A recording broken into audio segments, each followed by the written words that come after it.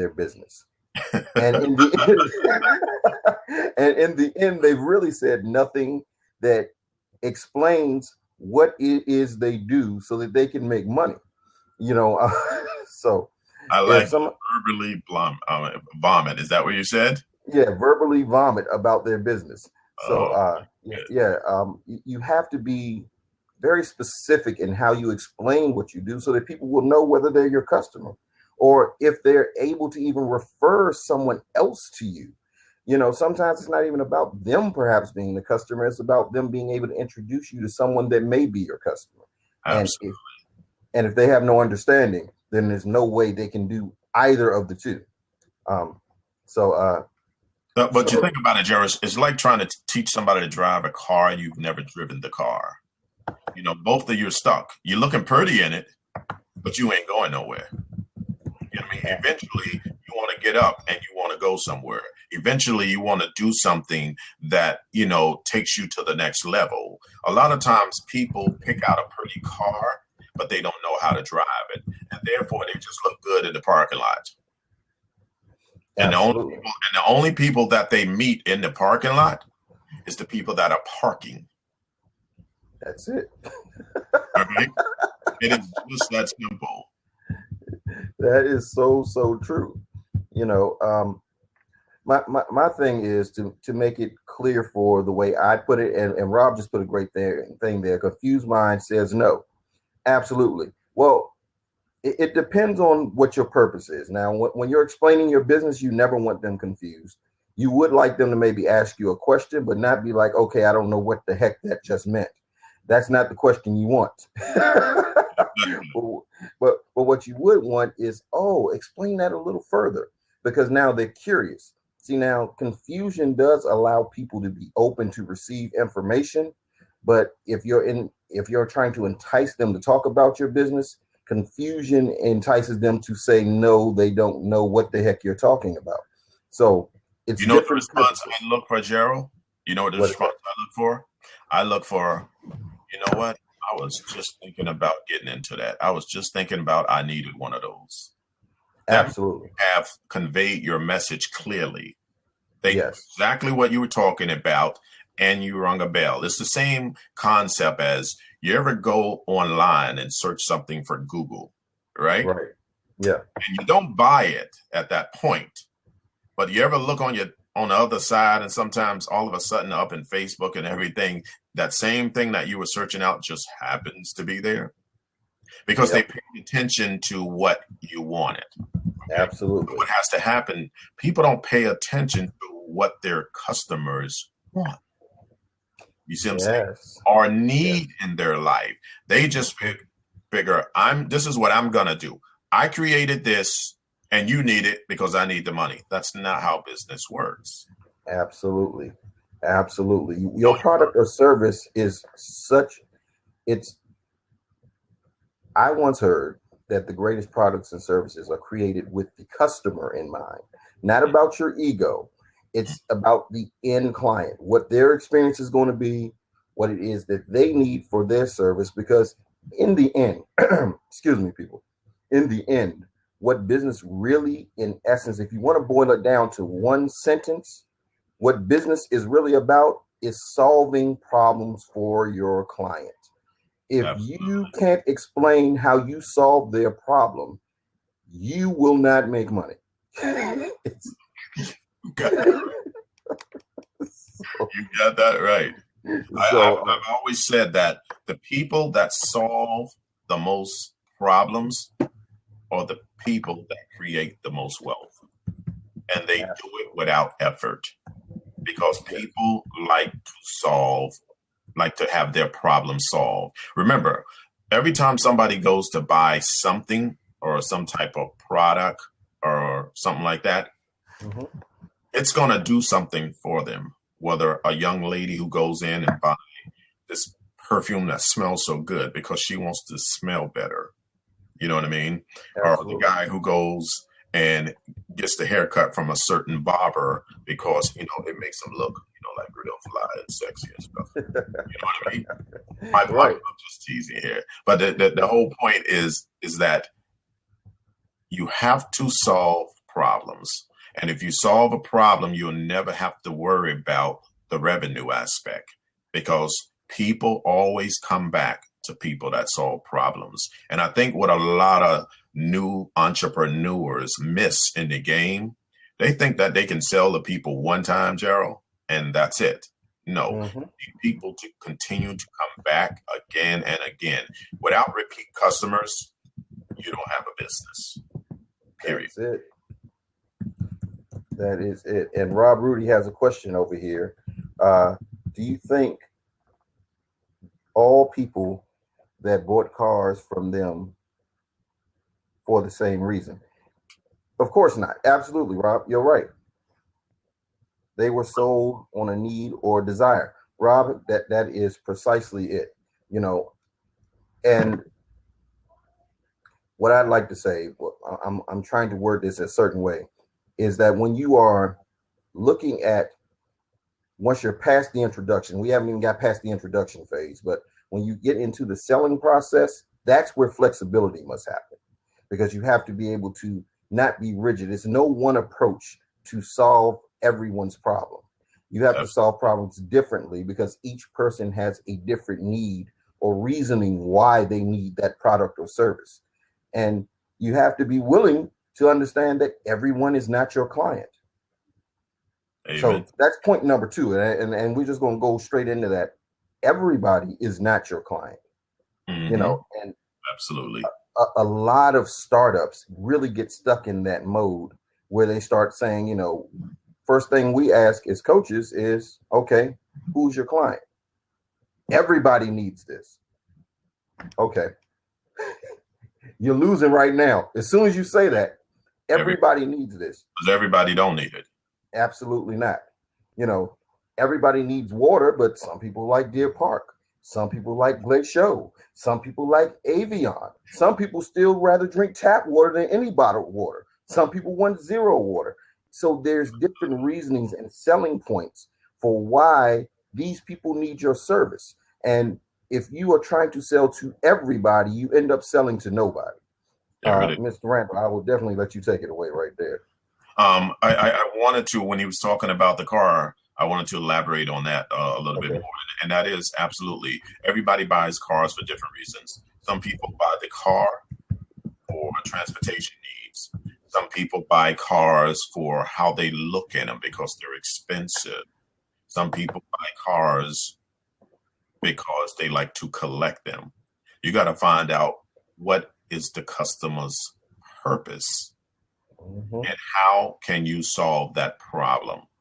Mayweather has 30 cars? He can only drive one at a time, but he likes to collect them, keep them for a little while, and then resell them back to other people, you know, at these enormous prices that, you know, trying to get more than he had. So you got to ask yourself, what is my service? What value do I bring when it comes to this service? You know what I mean? Because that's what people are looking for. People are looking for the value that it brings into their life. Nobody buys anything to make you feel better. People only buy stuff to make themselves have a better experience in life, whatever it may be. Does that make sense? Absolutely. That makes perfect sense. You know, and just like Rob said, and some people just want a car to get from point A to point B. So if you don't understand what their reasoning is, what the purpose, as Benny just so eloquently said, is of them having to come to you for that service or product, then you will never be able to close the deal because you're just basically running your mouth. And nobody wants to be sold to. People would like to be serviced. And that's a difference, especially in the age where we're in information and technology. It's really more about how are you servicing your client, not how you are selling per se to the client. And let me let you stop, Gerald. I want you to think about this for a second. How many times have you went out to get something? You already made up your mind. You don't did your research, whatever. And the store you're going to, the person really don't have to sell it to you. You just allow them to think they're doing something. But you've made up your mind before you. I know when it comes to me, I've made up my mind long before I go in that place. If I'm walking out with something, et cetera, et cetera. You know, I may give them the opportunity just to allow them to feel maybe they're selling me something, whatever. But I've made up my mind before I even go in that store because I'm not a big window shopper type of person. I usually find out what it is I want. I do the research on it, you know, and the only thing we may have an issue is if we can play around with the price of it. Absolutely. Right. Now, if we can do that, of course, I'm going to try to get the best deal. But outside of that, I've already calculated whatever it is and how much money it will take to attain that product. Yes, absolutely. That's the customer. And then you got the impulse customer, the person who walks in but may not really want it. But because he sees that really pretty girl with the big dookie smile on it, and he's thinking, maybe if I buy it, she'll give me her phone number. You see what I'm saying? Yes. And he never gets the phone number, but he walks out thinking that he can come back next time to get it. And Rob Rudy just made a great point over there. He said, why do you think there is a such thing as buyer's remorse? Because people buy out of emotion, not logic. And that's true. Well, people make decisions in life. I mean, that's going even deeper. Most decisions in life are based on emotion. Very little is based on logic. As logical as we like to think we are emotional beings by nature. And people try to shell over that, especially guys. I mean, hey, I can't sit and act like we don't. No, we think through. No, we feel through. And then we usually think during the process of doing, but we feel through and then think. So that's so true. But like I think we jumped ahead a little bit. Let's go back to the process of setting up your business per se. Yeah, I think let's run through those right quick. Let's start off with what type of business you want to start? Right. LLC? No, not even the type of formation of the business. Okay. Okay. Let's start off with sole proprietorship. Okay. Sole proprietorship basically means like you can go down to your county clerk and you can say, I want to do business as DBA, JoJo's, whatever. And it allows you to go and set up a bank account. It allows you to do business as an individual. But the only difference is you will end up itemizing your stuff along with your regular income, but you have it as DBA, you know. But the drawback with a sole proprietorship is that you have zero protection. If you're having a business where people walk into your store, they fall down, or into your company, whatever, they hurt themselves, then you set yourself up for a lawsuit because you don't have any protection. All right? Absolutely. Now, we can go to an LLC, which is, you want to say something on the sole proprietorship, Mr. No. I think you're rolling. Just keep going. I mean, yeah, sole proprietorships give you no protection, and it is the entity that most people do right off the back. Exactly, because it's just them. It's them by themselves, and they think that's the easiest one. Not knowing that, as you're about to elaborate on, there are single member LLCs. There are, many various different parts of business. But go ahead. I'll let you explain that. You want to go ahead and tell the people about the LLC, and then I'll do the S corp. Okay. Yeah. Well, then you have your LLCs, which are your limited liability companies. And they also have something called LLPs now, which is just a new extension of a partnership, which is limited liability partnerships. And what that does is give you some of the corporate shell protections without having to actually have a board of directors and have meeting minutes and things of that nature. Now, what LLCs do is that they can function as either single member LLCs, or you can have multiple partners in an LLC. Now, the difference between an LLP and an LLC is just simply semantics, honestly. Most LLCs are LLPs. So, I think you said what it was, and that is that one's a partnership and one's not a partnership. Right. It's just that simple. One's a partnership and one's not a partnership. So we'll move on to S corp. Now, S corp is right below a C corp. A S corp can be a sole corporation because a LLC is below an S corp. And what an S corp does, it allows you to use your tax benefits at the federal level and allows you to not be double taxed, as they say. You know what I mean? Being because, and when you have a corporation, a lot of times you can be taxed at the corporate level and at the level below that. You see what I'm saying? So it allows you not to be taxed, double taxed. It also allows you to have what they call a flow through.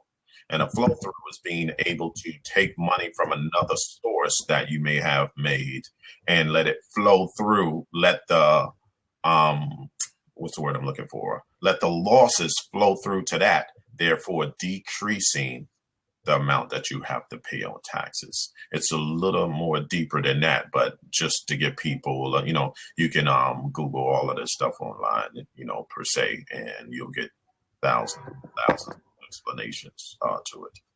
Absolutely. And then of course you have your C corp, your standard C corp, which is the inks that you see. When you see INC, that means they are incorporated. Means you are officially a corporation, which means you need a board of directors. You have to have meeting minutes and all of those things. And what that does is a protection of assets for the owners. It gives them a lot of protection because the liability then in turn falls on the company for certain functionalities. So, which is the purpose why people go into corporations to get inked. But a lot of small businesses aren't prepared to be inked because they aren't ready for meeting minutes and corporate and board of directors and things of that nature, and you haven't even made $25 yet. You have to consider what level you are before you start thinking about things like that. And I'll let Benny speak to that a little more. And on top of that, though, when you're at that corporate level is the reason why a lot of people don't go to the corporate level, because you're going to end up paying taxes even if you don't make money. You know what I mean? Yes. There's a limited amount of taxes that you will pay some taxes, unlike when you're in a sole proprietorship, you don't make no money, you don't pay no taxes. You see what I'm saying? And some LLCs, but when you're at that corporate level, you don't make money. You still have whatever your state has, you still have a tax liability. So, a lot of people don't go there because they're afraid that they're going to be paying taxes and they made no money. But if you ain't made no money, that means you ain't doing no business. You ain't doing no business. I don't even know why you're calling yourself a business. How about that? And all these people are doing that. And then the newest thing that people are doing, of course, we won't even go into the benefit corporation yet. We'll just talk about when you go into your 501c3s and all that stuff, they are titled as nonprofits. They have a lot of regulations, though. Yeah, a ton of regulations. Yeah, you got to be clear when you're doing that, though. You got to be very, very clear. Exactly. And then you have the last one, of course, is the benefits corporation, which is the newest thing that people are doing, which is not necessarily, it's like a cross between a C corp and a 501c3, where you are doing stuff that benefits the public. And Rob said he has a 501c3 for his homeless ministry. That is great, Rob. You know what, Rob? I'm going to need you to come on screen. I don't get to talk to Rob much. He actually does some stuff with us around Blab all the time. It's going to be great to get Rob in a seat here to actually get to talk to him about what it is he does and how he does what he does. But okay, cool. 1 second. But those are all the different types of businesses. Is everybody clear on where we are and all that type of stuff? I know Fred. I'm going to have him jump in. Fred has a lot to say all the time. Well, Fred say absolutely emotional, still laminating my purchase of a Microsoft Zoom in 2002. Not easy to watch Greater Canadian election and Game 3 of the American League. Okay, there go Rob Rudy right there. All right, here's Rob. All right, give me a second. My brother Rob Rudy. My camera here, I wasn't ready to jump on, so. Oh, it's cool, Rob. It's all right. He said he wasn't ready to jump. All right, gentlemen, how are you doing? We are great, Rob. How are you, brother? It's so good to actually talk to you again live here, brother. Yeah. I love what you guys are doing, man. I appreciate you guys putting the information out here and giving people the opportunity to kind of decide for themselves what works out best. So I appreciate it. Thank you. So tell us about your 501c, Rob. Yeah, my mother and I, a few years back, we were looking for something to do together, and our church was doing basically a community outreach, and they wanted people to go out into the public and find ways we can serve the community. And so at the time, I was staying at a place right behind it. There was like a bunch of kids' toys and everything, and I thought, because I just moved in, I thought maybe there were like people were just throwing stuff away. So I said, I wonder what's all back there. Why don't they have that? And so, we looked, and she said, I think this is like a drop off or something. So we went inside and we looked, and it was a pregnancy center. So we started working with them. And at the same time, somebody at my church said, hey, we have this homeless ministry. We go downtown and we feed the homeless.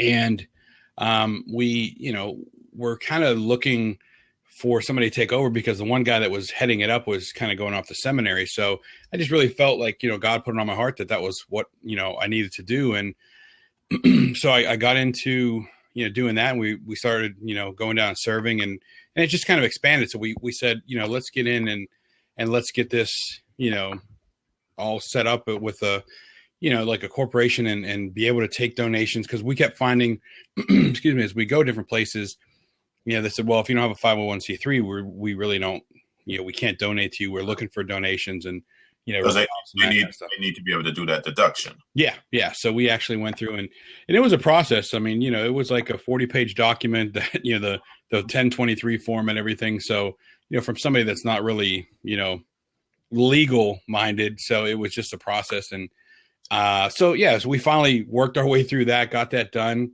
and, got our 501c3 status, and it retroed it back to the formation of the corporation. And so, that's what we've been kind of doing. On top of that, Rob, also the regulations that they make you, like your record keeping has to be very, very good. Yeah. Yeah. So we do the meetings, and we have the minutes and everything. And we have also the, the projections and everything that we had when we set it up. And there was a fee to kind of, if you're under this amount, and we don't really run a lot of money through the business. Most of the stuff we do is just, through other organizations. Like, we're able to get food from some different food banks and different places. So we really haven't launched we don't have any employees. We're all full-time, what we do. And this is just kind of, part-time. So you're not gathering a salary from it. Is correct? That Yeah. Yeah. Nobody's drawing anything from it. It's just something where, as people donate, whatever money to it, or if we do something, we kind of put it in there and we use it to, as needed. In the beginning, we were buying a lot of stuff for food and that, because we just didn't have the connections. But as we got the 501c3, then that allowed us to kind of do a little bit more. So, but yeah, I really enjoy it. I mean, my thing is I like going down, we go down every Tuesday and Wednesday, and we just kind of build relationships with the people. And that's my area. Like, I like to do that, but I've had to take on many roles because, they're, starting out, and we're still like 3 years old. It's not like young, but not old. And so, so until you get people to jump in and fill the spots, like you're really wearing a lot of hats, so. But it sounds like you love, you know what I mean? It sounds like you love it, and it's more of a passion than it is to actually make money, because people set up nonprofits. I ain't gonna say no names. Let's just say I've known people to set up nonprofits just to run money through. Sure. I know people that set up nonprofits. It's supposed to be nonprofit, and there's a whole lot of profit going on. Oh yeah, or it pays like a salary for them, which they're doing something else, and so it's really, they're making money off of that, and or they use it for the tax write-offs, and you have to make sure you fill the 990 out every year and do all that stuff to kind of stay in compliance, or they'll just yank that, from underneath you, the nonprofit status. So they have no problem taking it back from you. That's the thing people got to be conscious of. Oh yeah. And it was like, I forgot. I mean, it was a long waiting period just to get approved. I mean, people think you just sign up and then it's like a week later or 2 weeks later. I mean, it was like, when I did it, it was actually like a year and some out into the future as to when they were actually just reviewing the document. So, it was a process. And then when we got it, it was cool to get the message. Actually, when we got the notice, I was just like, because I heard so many horror stories about how they rejected over stupid things if you're not really specific. And we went through, lawyers and people helping us and everything else. Sorry about my phones on here.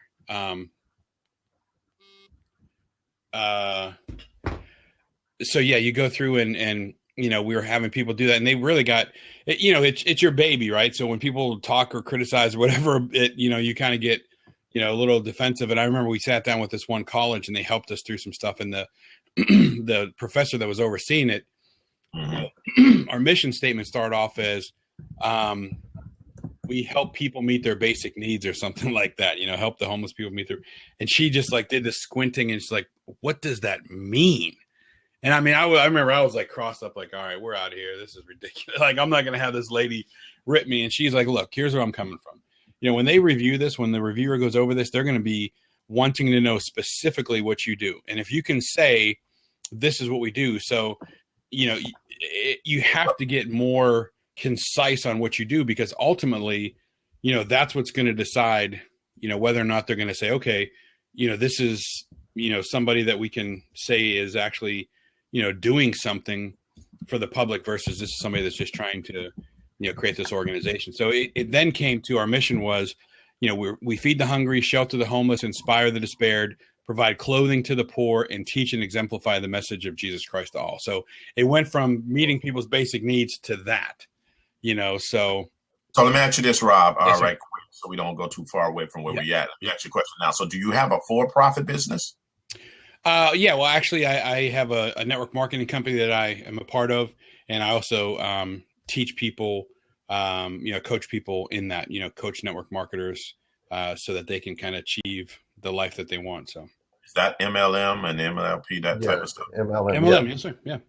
Is that what it and is? I've had several businesses myself. I've owned brick and mortars. Like I had a computer consulting business with a gaming center attached to kind of help give back to the community. I like to keep kids off the street. So I went into my hometown, and it was kind of a poor neighborhood where I grew up, and I wanted to get kids off the street. So I had a gaming center, just charge them like $5 an hour. They can come in out of the streets in the air condition or heat, depending on obviously the time of year, play some games and not be doing knucklehead stuff, So did that. I did consulting, computer repair and upgrades, all kind of different things. So yeah, so I've had, brick and mortars and profits before. Yeah. So let me ask you this: which one is your primary business? Which one is your core business? The core bit of your income right now. It sounds like you have a definite passion for the 501c3, but that's not your golden goose right now, I'll say. Right. My plan is to right now. Actually, I hold a full-time job as an analyst for a bank, but I work from home, so it allows me to do these other things. So I'm able to go out and I'm able to do my nonprofit. I'm able to step out and do my network marketing company. So my goal is here in probably about a year, depending on how it goes, and if I need to jump over sooner, then fine. But I want to be able to have the network marketing company built up enough so that I can just work for the nonprofit, not draw a salary or tax them in any way as far as needing money from them. So that's what I'm just kind of building that on the side, So let me jump in. Can I jump in for a minute, Gerald? Go ahead, Benny, because we're probably thinking the same thing. Go ahead. Yeah. So here's what needs to happen, man. You have a core business, so that means you have a job, but you don't have that core business that allows you that freedom. But the first steps you need to actually do, though, you need to bring the passion business to the point of the support level. Mm-hmm. You understand? So without you saying your salary here, your first goal should be to double your salary so that you can create that freedom hub to be able to focus strictly on your network marketing. Oh, absolutely. Yeah. Yep. You see what I'm saying? Because when you do have a job, what happens is you have, it's taking time away from your focus of what you really want to do, being able to walk away and not be under the tightening. Like I like to say, a job is a jail. Right. A job is a jail operating as a business. Right. You know what I mean? Because, and don't get it wrong, people. I'm not saying nobody should have a job, or that's not what I'm saying. I'm simply saying that when you wake up in the morning, I always say this, and everybody that knows me, you're either building your dream or you're building somebody else's dream. Yep. You know what I mean? I've been blessed to wake up in the morning and build my dreams. That's it. You know what I mean? Because when I made up my mind to go is when I got sick and tired of being sick and tired. You see what I'm saying? Yep. It has to, you have to put yourself in that mind frame, because I think what happens with a lot of people get comfortable. And when you get comfortable, you don't take the risks you need to take. You see what I'm saying? And, you know, that comfortability is hard to escape, you know, when you know, okay, I get this much of money, I can eat this much, et cetera, et cetera. And then you're thinking over here, okay, I need XXX clients to be able to, you know, have that freedom. So I always tell people your first point of business should be able to, how can you get your business where you want to be at to double what you're actually making? Because you already, let's just say you was making $100,000. You already know that you can live off $100,000, right? Right. Yep. Right. So if you got $200,000, that should put you in a position to have a cushion. But unfortunately, people make more, they spend more. Yeah, absolutely.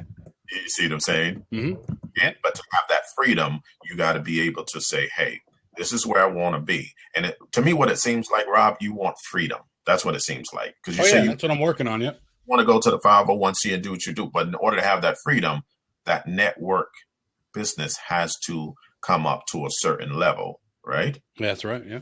Yep. And let me ask you the one power question. Why haven't that happened? I just, it's the amount of time I put towards it. I mean, it's something that, you know, with all the irons in the fire, you know, that's what's happening. So. Right. Are you scared, Rob? No, not at all. You quit your job tomorrow. Okay. Let me call him right now.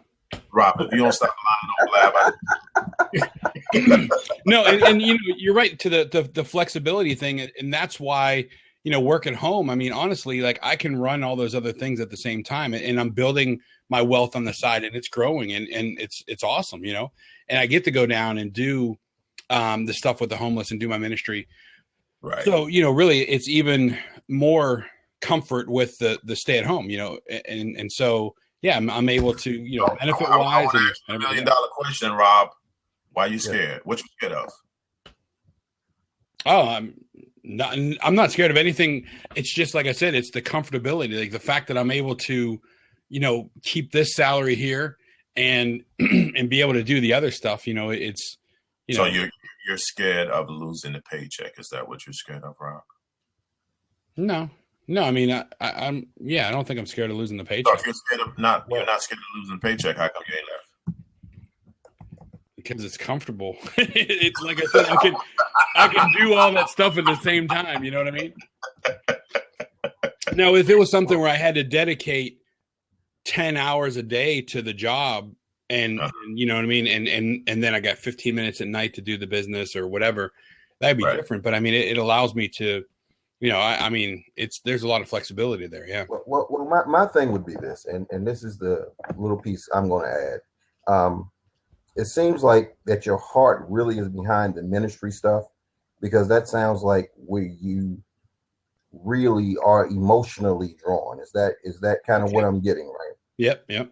Okay. So I think my view would be that you need to find a way to, one, first of all, if you're working for a nonprofit and you created it, there's nothing wrong with you paying yourself a salary for that, because you can account for that. You need to find a way that you can get enough donation that pays you, and then you can walk away from everything else and live that way.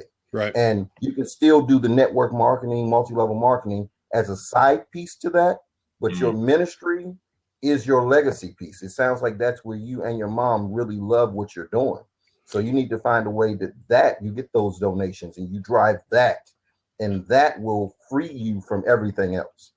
That's and that's part of why, you know, that I haven't launched that full time, because I'm trying to put the leadership and the directors and stuff like that in place. Okay. Because as of right now, I'm the president of the corporation, the chairman of the board. So I don't know that being the executive director and getting paid, like as far as conflict of interest and money and all the other stuff, like I've talked to a couple lawyers and stuff. So that's not the best approach. So I'm trying to fill those other positions, get the company, on solid foundation, and then be able to work more towards that. So that's why it's kind of been that, and I'm looking for people that are passionate about it, because it is my baby. So I don't want it to be something where I just say, oh, I just did a search and this guy looks like he'll be great. And then maybe he comes in and he's not, there's not the spiritual aspect of it, where it's just more of a business, and then it doesn't meet our needs and we're not doing the things that we set out to do. And then, so. See, Rob, I totally understand what Gerald said. And the only difference with me, I'm telling you from a financial standpoint. And Mario, I don't know if you just came in, but I said that earlier. When you double your salary is a good point for you to release it. When you double your salary in the business, which is your network marketing, because honestly, your 501c, unless you actually start taking the salary from it, it's not going to support you. Oh, yeah, absolutely. And that's, I don't want it to, right. Right, exactly. So it seems like you want the freedom. It seems like you want to make your money from the network marketing. Is that the understanding? Yeah. And again, even in the running of the nonprofit, I'm like, when my mom or somebody else comes and said, we need shirts to do, I was like, no, we don't, I want to spend the money to help the people directly. I don't care if we have T-shirts that identify us as this, or we have this or whatever. I want to be responsible to the people that are donating to us, that this stuff is actually going towards buying food, buying shoes, buying socks, whatever that we need to help the homeless. So I think drawing a salary, if I'm, if my stance is that, then drawing a salary is going to be, hard to justify as well, but I know you can, especially if you're out there helping people. Yeah, that's what I was going to say. But I'm just saying, because right. But I'm just saying, go ahead. Now, I was just going to say, there are a lot of directors of foundations that make a ton of money, but it's not about that for you. And that's what I'm trying to get you to look at. If that's what lights you up, you sound like, well, you are doing that and it's not paying you 1 red cent, but you will wake up at 6:00 in the morning and go do that if you had to. You wake up at 5:30 and go do that if you had to. So you have to find a way that you can incorporate that into your daily life. And that's what Benny's getting at. We're just coming at it from two different sides. He's saying that one, once you make enough money, you can be able to focus on your 501c3 and develop it. And I'm saying that you need to find a way, which is essentially what he's talking about, a way where money is not an issue, so that you can go and do your passion and that end up supporting you. And Fitz brought up a great point. He said, even if you don't take a salary, the nonprofit can cover your expenses such as housing and childcare costs and auto childcare costs, all of that type of stuff. Your nonprofit can take care of that stuff for you if you are the director, the founding director of that, even if you don't take the salary. So can I ask you the $1 million question? I want you to think hard when you answer this question, Rob. Okay. I'm going to take care of all your worldly needs. I'm going to take care of your salary. I'm going to take care of anything that you have to pay for with your paycheck, right? You're going to have one job, and you can only do that one job for the rest of your life, and you will not receive a paycheck for it. But you wouldn't need a paycheck because I'm already taking care of everything, right? What would that be, Rob? Yeah, I think you guys already know. It'd be working with the homeless, going down there and helping people. Yep. So the only thing you're missing in your system right now, because everything is built on a system, the only thing that you're missing in your system right now is the word that starts with an F. It's called freedom. Okay? Mm-hmm. And freedom will allow you to attract the type of money you need. But people, when you, if that is your focus, if that's what you would do, even if you wasn't receiving a paycheck, then that's where you need to be, because that's, as Gerald said, your legacy. I call it your purpose. It's the same. We're saying the same thing. Okay. Sure. But the freedom is what will allow you to go over there. Because honestly, what I'm getting from you, if I was sitting down with you, what I'm getting from you, even though you know you can take a salary and extract it against, it should be 85-15. But I just get the sense that you don't even want to do that. You just want to give through it, mm-hmm. but you don't want no one getting a salary, which is very commendable. So that way that leaves you a certain amount of percentage for operational costs and then everything else. So if that's the case, then what you really need is the freedom. So the key is, what's wrong in your networking marketing company that's not allowing you to have the freedom? That's the question you have to mass. Yeah. Yeah. Right. So that would be my thing, and I think that's some great sage advice right there. As Fitz said, 85% of every dollar donated directly goes to the mission. The other 15 cents goes to, being able to pay for the foundation to be able to keep. But that's why I say 85-15, right? Because when I look at a place that I want to give money, and I give money to a lot of different charities, I give in secret because I don't believe you need to actually put your big check up, et cetera, et cetera. I always look and see what the operational costs. What is it taking? How many people are getting paid? Because when you're 501c, you got to be able to have your finances open so other people can view them. You see what I'm saying? Mm-hmm. And sometimes you'll look and it's so lopsided. You know what I mean?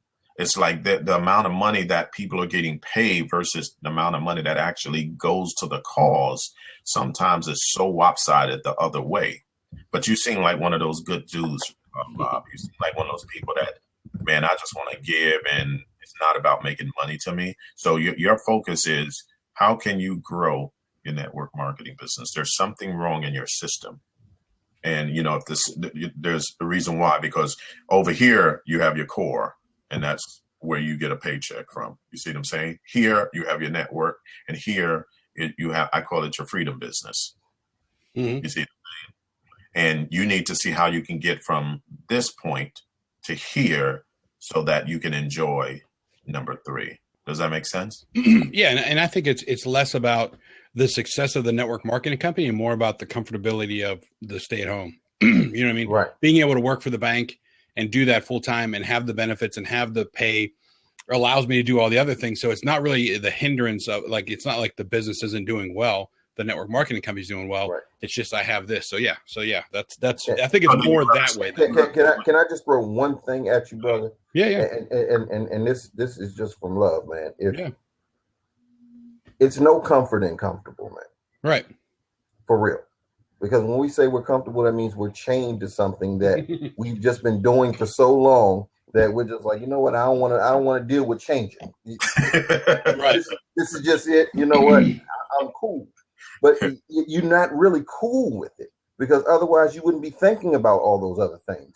That nonprofit would not light you up if you were really comfortable. Because comfortable means that you're settled. And it's nothing settling about feeling comfortable. Right. So my thing is, you have to be willing to release what makes you comfortable and go into the uncomfortable so that you can live an extraordinary life. So and until you do that, then you're kind of going to be playing between these 3 masters. And it's really only one master, which you already know. And you're talking about God and the thing that you love, God is given to you to be able to help other people. And the best quote I've ever heard is that the way that you get what you want is helping people get what they want. Exactly, and that's what that nonprofit does for you. So that's where you need to be. And you need to find a way to get your behind over there and do that. And don't feel bad that you're compensated for it. You can't feel bad that you're making money if you're helping people. Why would you feel bad? Rob, you know what the most important thing I ever found out when doing my business as being a business and life coach and investor? You know what I found out the most important thing is?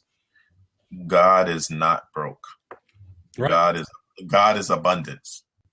There is no lack in there. Okay. Man creates the lack in his world by feeling he doesn't have this or have that. The God I serve is abundance. He owns everything. How could they possibly be lack? But it's the mindset of the individuals that create the lack in their own lives.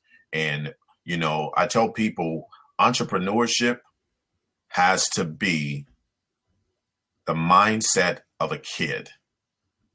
Why? Because when you're in that mindset, Rob, kids don't have no limitations. Right. You know what I mean? I asked my daughter. She says she wants to be an actress. She wants to be the president. She wants to own a couple of buildings. She wants to run my company. All of that in one breath. She has no limitations. You see what I'm saying? They don't know what comfortability is. They just know it's here. It's only when we become adults that we start to rationalize, okay, I can't do this. That's a little too risky. If you put a kid on the table and that kid trusts you and you tell him to jump in your arms, he will jump in your arms as long as he trusts you. Right. He would jump in your arms without even thinking about it. Why? Because they are jumping with the expectation that you will catch them. The sad thing is, most people don't give God that much power. Right. They believe that they're going to fall on their face. Absolutely. That's when people. Well, yeah. Hey, you can't tell me nothing, Rob. I tell people all the time, I don't believe in impossible. I believe in breaking that word apart, and it goes, I'm possible. Yep. That's what it is. People could tell me whatever they want. Rob, this ain't for you, but it's for the ladies. I'm the sexiest brother they ever been. Oh, jeez. It's just that simple. Hey, you guys inspired me. While you guys were talking, I went out to the website and I grabbed the link here. So I'll expect checks to support my freedom over here. Okay. There you go. Hey, I mean, you're laughing, but that's not an issue. Yeah. Because the thing is, if you are listen, and this is important to me. I just want you to hear this: that there are too many people that are dying with important dreams and passion inside of them that can change the friggin' world. Right. And if you are so busy worried about that paycheck that you're taking from that bank that you don't live your purpose, that hurts everybody. It doesn't just hurt you; it hurts everybody. So, and I'm not telling you anything you don't know because you're a man of faith. So I need you to have faith in you and faith in what was given to you and go do that and stop playing. So yes, I'll donate. Not an issue. Because Gerald, Let me ask you something. What if he got a call tomorrow and they say you fired? What would he do? Yeah. What would you do, Rob? I'd go out and start getting people and getting them set up and you know what you would do? You would get on your hustle. Yeah. That's what you would do. You would get on your hustle and you say, I no longer have a paycheck. And remember, they control that. As long as you making the money, that's cool. But if for some reason they need to let you go tomorrow, if they told you, Rob, you are fired, what would you do, Rob? You would. You get on your hustle, back against the wall. You'd start getting out there talking to people, and you would do things that make you uncomfortable, wouldn't it? Yeah, absolutely. Sometimes you have to play it in the mind. Yep. Absolutely. If that makes sense. So definitely will support you there, brother, man. This was great to actually get to talk to you, Rob, and know what you're doing, man. Yeah, usually I'm just over there playing in the sidelines with you, putting up memes and stuff. But yeah, I mean, I think that's it. And, and like I said, part of it for me before, and that's what I need to work on changing is, I just felt a responsibility to people that if they're donating money, I don't want it to go to this, but if it goes to me doing the cause, then, it's justified. It's not like I'm just sitting back, sitting at home watching TV and, working an hour a day or so. But if it's something where I'm down, meeting with the homeless, getting them in housing and, getting them set up, doing the Bible studies, doing all the other stuff, then, it's definitely justifiable. So I need to just sit down and work out the numbers and find out exactly how many people that I need to support me monthly to be where I need to be, and then just start going out, and that'd be my goal. I need to talk to X number of people and get Gerald and Benny and Joe and Jim and Susie to donate whatever they can a month to pledge for what I need for a salary. So cool, man, man, and that's what I feel you should do, Rob. Man, I thank you so much for stepping up, brother. Actually getting to talk to you, and you're going to have to teach me how to do those memes, man. Those are really. Rob has the best gifs on Blab, man. And Rob, before you go, I just want to leave you with this, and you can marinate on this. The best way to influence people to support is to show them what you do. Yeah, start with the why. And when I show you what you do, hire somebody for a day to go around with a camera, and I mean it's for the building because you're going to help those people build it up. But show people what you do. People are inspired by what they see. And what they experience. Everybody doesn't have the opportunity to come and experience it with you if they don't live in your area. But what you need to do is somehow on that website or wherever, I haven't been there yet, but you need to show people what you do. And my final piece is, you know me, Rob. You know I throw my little quotes around and joke around a lot, but when it comes to this business stuff, I'm very serious because I mean I just see so many people that aren't adding their piece to the world the way they need to be. Right. And what I can tell you is, if you can make whatever it is you're making, and you say you're comfortable with it, right? But if you can make money doing something you despise, just imagine what you Exactly. will make when you're doing what you love.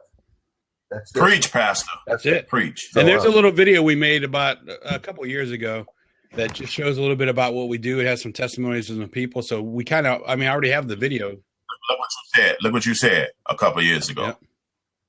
I want to see what you did this year. Yep. Does that make sense? Yep. That's just like saying, man, I made this hot show about 3-4 years ago. You need to go watch it.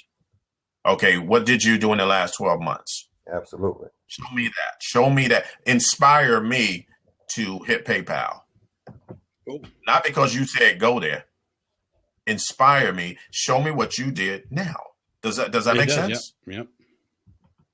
Rob, you're gonna be all right, brother. I appreciate it, man. I'll come back. I'll give you guys an update too. So I thank you. Sir. I thank you guys. Thanks a lot. All I will see you. All right, thank you, brother. All right, and that's what we do here. We are talking about how you set up your business for success. And now let's just talk about six-figure business success. How do you get there? Everybody talks about that number, though, that word right there, six figures. How do you get to six figures? Everybody wants to break that ceiling. How do you get there?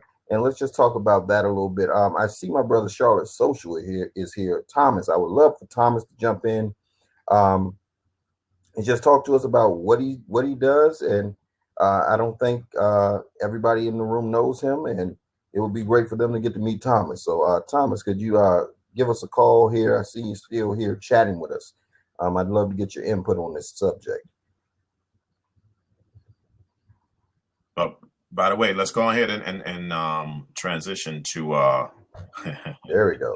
To the six-figure business success. Absolutely. Here's my brother Thomas, Mr. Charlotte Social 360. Yes, you know I call people out, man. You can't be in this room and I not say something to you. You know what's going to happen. You're muted, brother. Gerald, why it's got to be 6? Why we can't do 7? Okay, let's go 7. Okay. Small thing to it. You already did that. It's too easy. Let's do 7.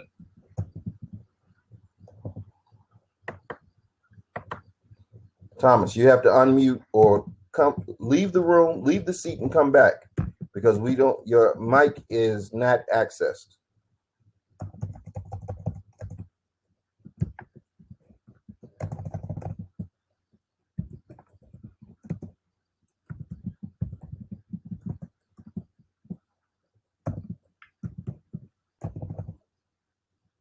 What is he refreshing? Yeah, he's refreshing. He's coming right back. But so I tried to change the title. How come I can't change it? Only you can change it. I don't know what's going on. They changed some stuff on here, so I did. Booyah! There we go.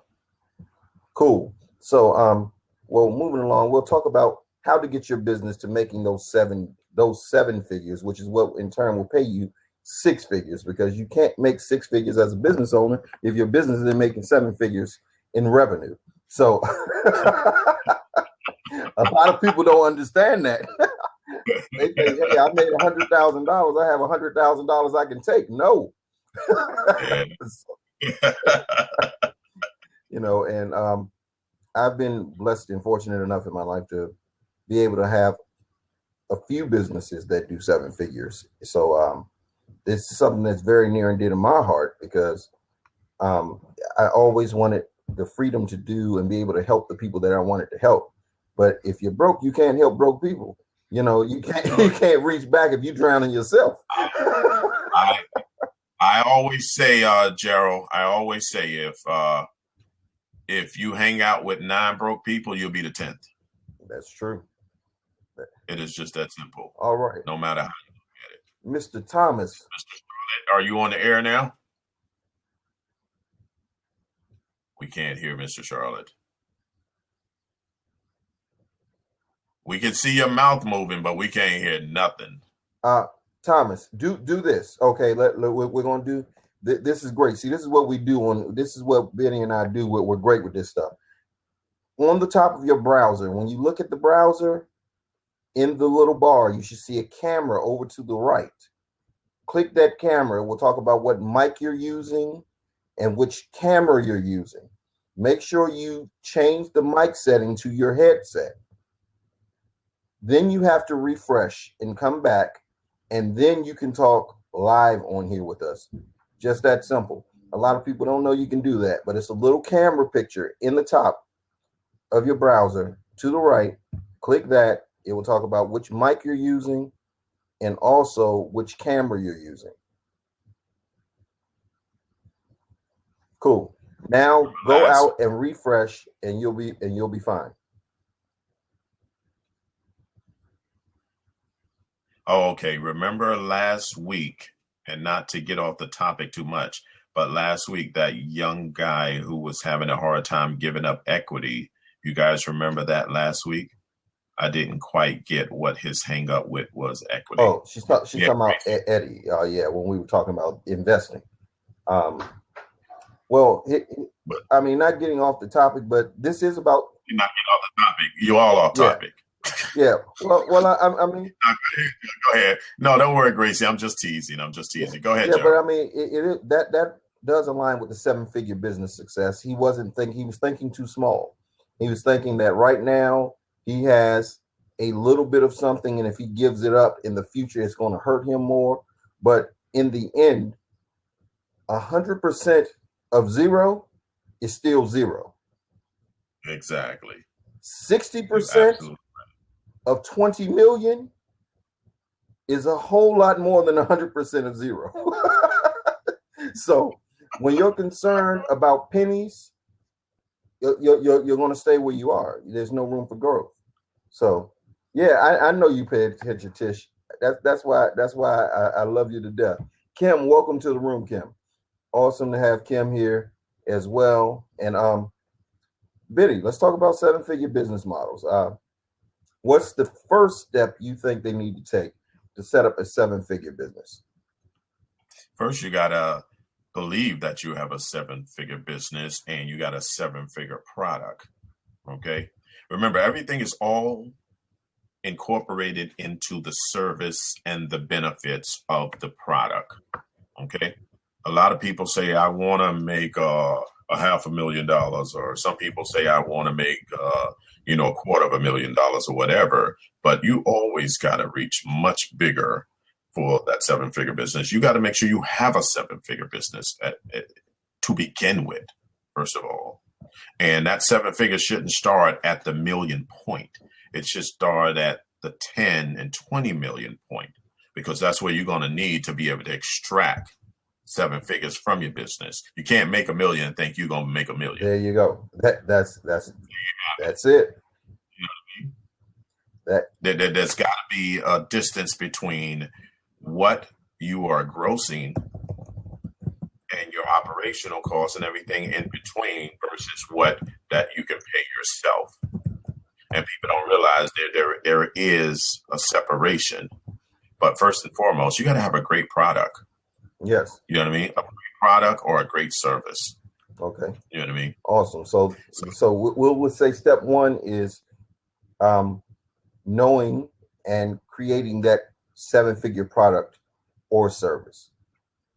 Right. And every product is 7-figure, Gerald. You know I was about to say that. That's exactly where I was going. Every product. Listen, people. You guys know me, and you guys have been around me for a while on this broadcast. I've been doing this thing about a little over a month and a half now. Every idea you have is not the $1 million idea. I'm just going to tell you that. Every idea you have is not the $1 million idea. So I know what that leads to. Well, which one? How do I know what the $1 million idea is? One, I feel that when you think about it, it scares the heck out of you. because it's so far out of the realm of where you've been that for it to seem real that you could do it, it scares you. Number two, it lights you up. What we were talking to Rob Rudy about. Rob has found his 7-figure idea. He just has to turn that idea into money that's tangible for him because he's servicing enough people. There you go. Now, see, now, Rob, that's what I'm talking about. It is. I'm telling you, it's no reason why your foundation couldn't be an 8-figure foundation. It could be. You know, it's the limitations that we put on it ourselves because of our own shortcomings. I have a coach who even told me, and this is me being transparent. You know, he was like, I don't know why you aren't making 7 figures. Each one of your businesses should be making you 7 figures because of how you are and who you are and the way you do what you do. And I limited my own income in those businesses thinking about how I want them to be, not how it helps everybody else, but how I want them to be. And our business, when we understand, really is not for us. Mm-hmm. It is honestly, that is very, very, very powerful. But here's what I want to say about that. Here's when you know that you have something big. When, you know, if the goals that you're setting and the revenue projections, and people, you have to have revenue projections. You can't just say, I'm just going to make as much money as I can make projections. And that comes with, one, knowing your target, knowing how much it takes you to acquire a new customer, knowing your manufacturing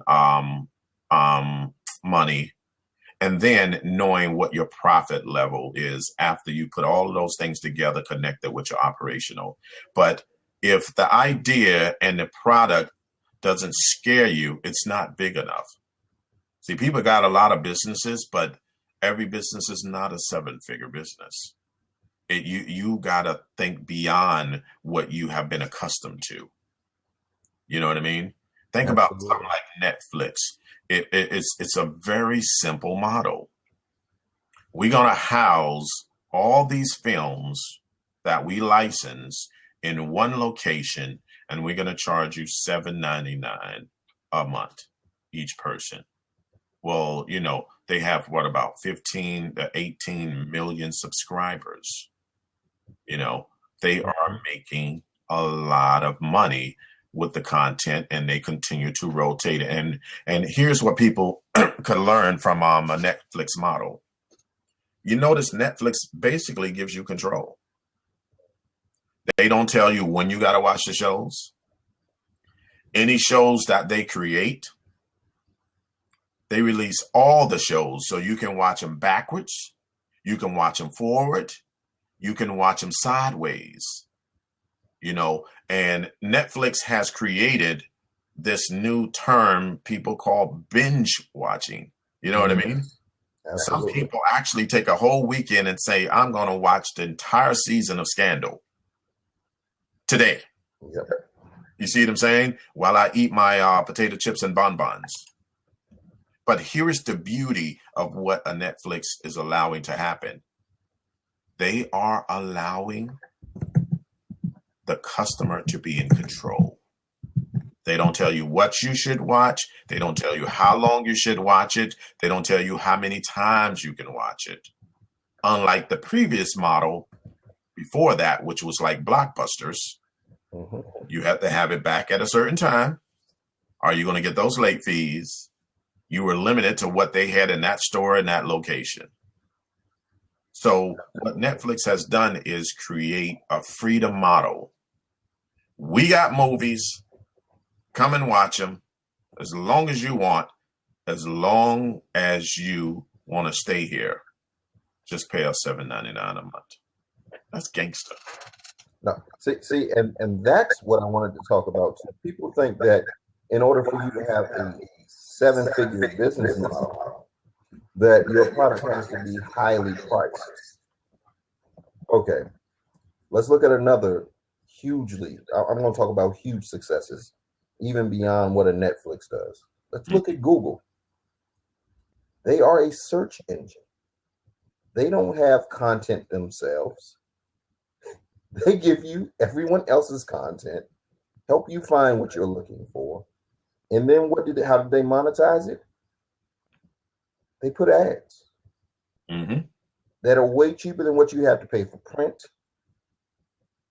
way cheaper than what you have to pay for radio, way cheaper than what you have to pay for magazine, newspapers, all of that. They said you can advertise if you have $20 here. Now, it may not get you a whole lot of ads, but you can get some ads. That $20, put it up.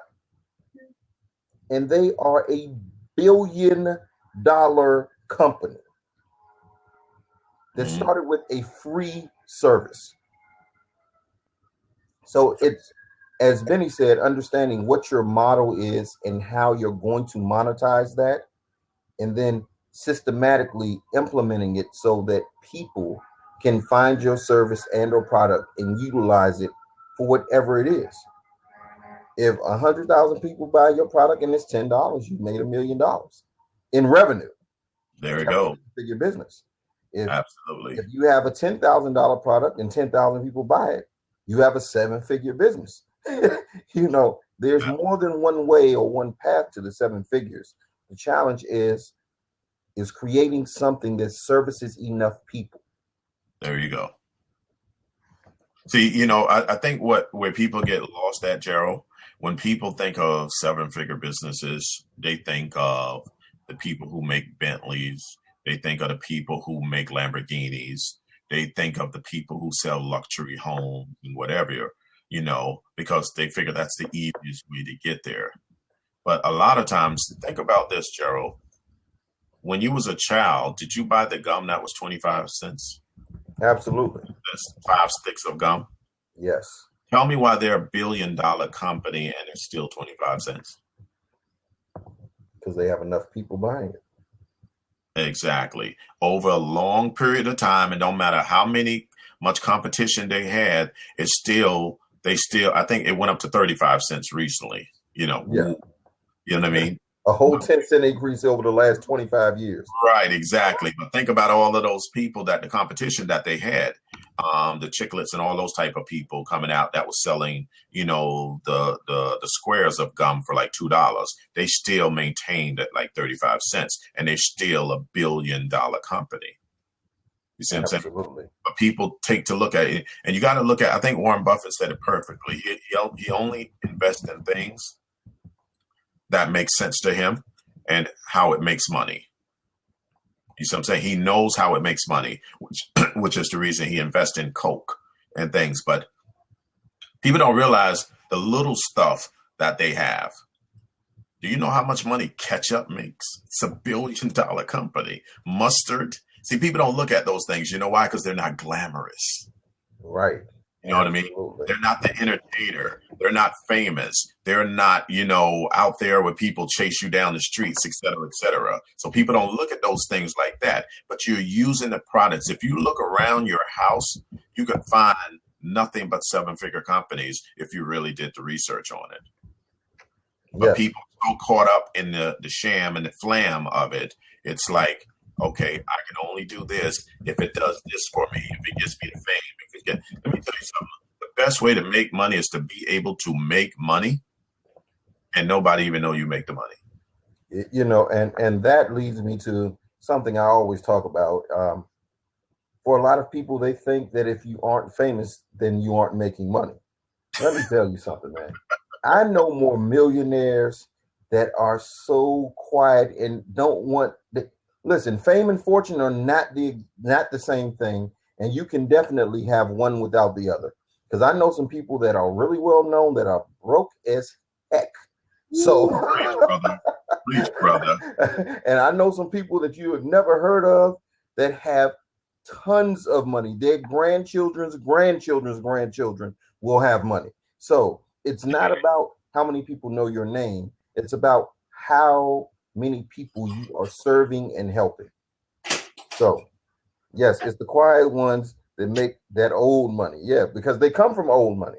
So, yeah, exactly. And that's another thing that when we talk about bridging wealth gaps and things of that nature, which is something we aren't talking about right now, but when you're talking about bridging wealth gaps, a lot of the gap is that those families taught their children about money. Something that the Early. average person early on in life, that the average person doesn't teach their children. So that money that they inherit continues to live on and on. They teach them about two things: money, well, three things: money, family, and business. They teach them those three things, and those three things are important to them for the rest of their life, and they pass that on to their children. Whereas a lot of people that are challenged financially pass on bad habits and pass on debt. Gerald, you haven't been hearing an echo, have you? Yeah, I heard a little echo, but we're good now. You know, all this time I never had on the headphones. Oh, awesome. Well, even better now. Now we get the super clean Mr. Benny. Watch out, man. Mr. Benny Randall. No, all this time I never had on the headphones, but I didn't know that. I didn't hear you. You didn't tell me anything. Well, I mean, it wasn't a horrible echo. It was just slightly. But okay, Gracie. Okay, Gracie says she heard an echo. I apologize. All this time, I just realized when I just looked at that you had on headphones, I was like, how come I don't have on any? Oh man, hilarious. Oh my goodness. Okay, so we're talking about now. We're going to get back on topic: 7-figure business success. You know, how do you get your company to be earning those 7 figures so that you can live the life you want to live and be able to do the things that you want to do? We said step 1 was defining your product and service, finding that product or service that's going to generate 7 figures for you. Mm-hmm. Number 2, we were talking about understanding that it has to light you up. That's one reason. Many people know how to make money, but not many people know how to make their money make money, so they lose it. Absolutely, Kim. Woo. Boy, right. that's going to be another discussion for another day, because that'll be a 4-hour blab.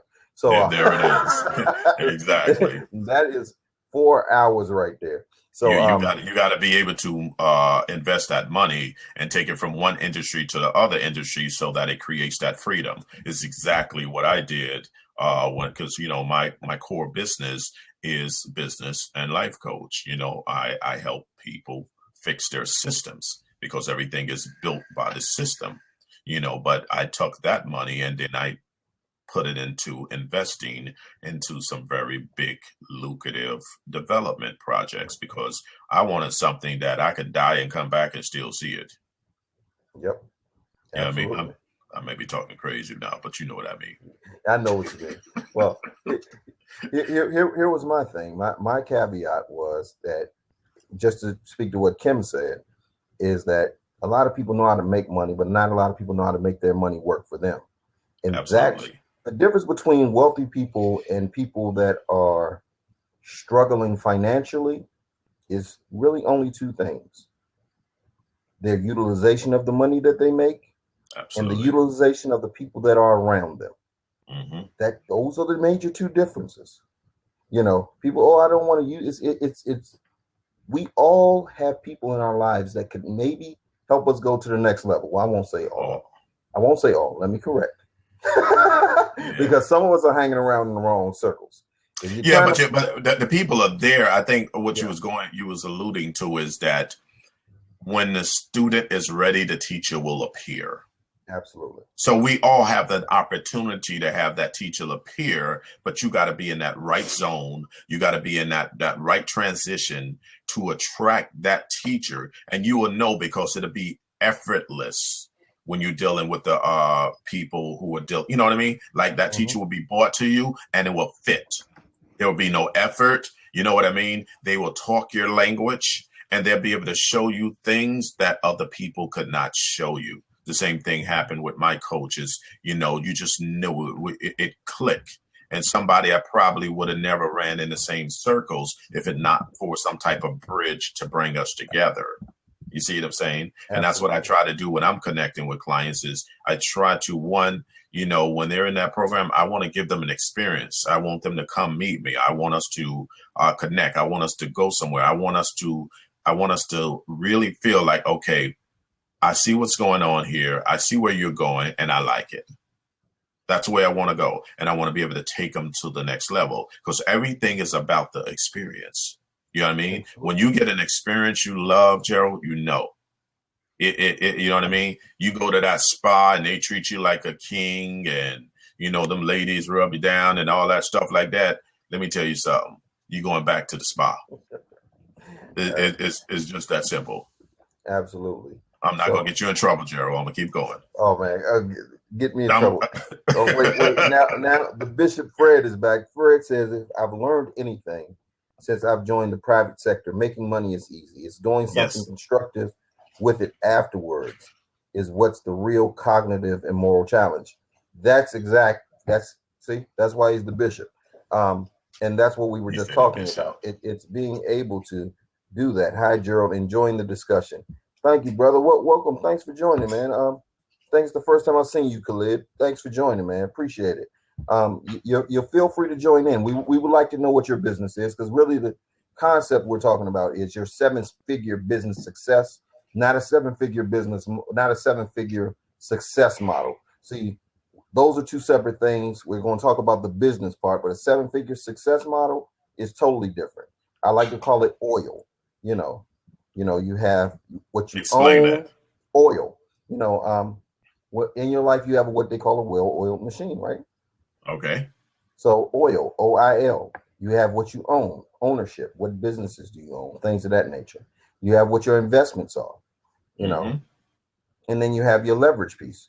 How you're leveraging those two things. So yeah, I hope y'all wrote that down. I just wrote that down. I'm gonna be like, let me oil your business. That's kind of good. Make sure you wrote that down, man. Go ahead. Let me do that again. Say that again, Jared. I'm gonna go ahead and put that in the chat room because they need to know where they heard that from. Oh man, you have your ownership piece. What do you own? Your businesses, things of that nature. You have your investments. Stocks, bonds, things of that nature. And then you have your leverage, how you're leveraging those two things to create the life that you want. So that's your 7-figure, what I call success model. That was real smooth right there. You brought that out the box for the. I see what you're doing right now. He said, I see what you're doing. I see what you're doing.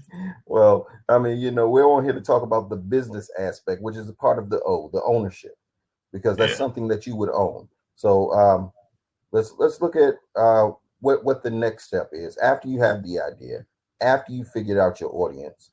Now what? Now what do you do?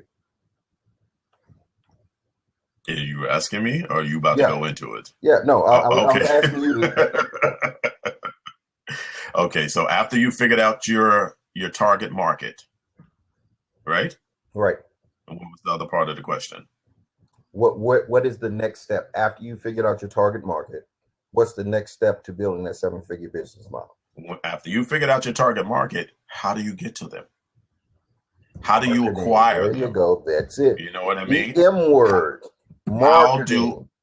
How do you acquire that target customer? Where do they live? Where do they work? Where do they hang out? How do you get their attention?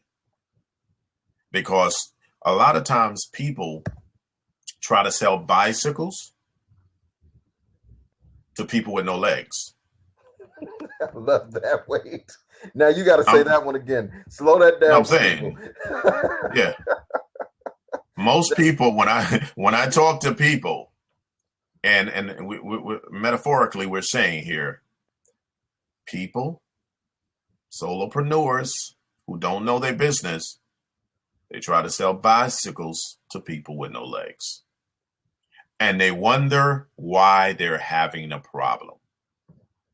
Because that's not something they're looking for at that moment. Now, I'm not going to say somebody who don't legs not want it, but what I'm saying is, man, you got to know who your target is. You know what I mean? Mm-hmm. You can't be selling hoochie mama dresses to grandmas.